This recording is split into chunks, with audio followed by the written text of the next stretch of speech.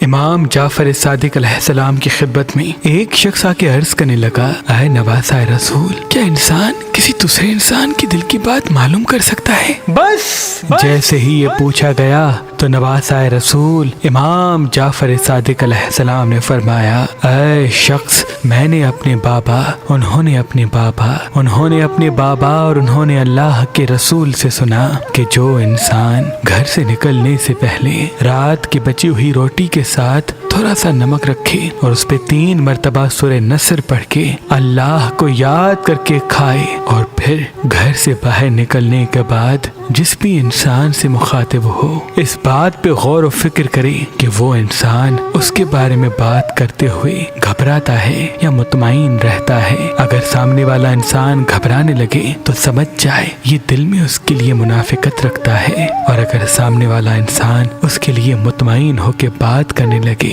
تو وہ سمجھ جائے کہ سامنے والا انسان اس انسان کے لیے دل و زبان میں منافقت نہیں رکھتا۔ بے شک اللہ کے کلام میں اللہ نے راز پوشیدہ کیے ہیں، اللہ نے راز پوشیدہ کیے ہیں۔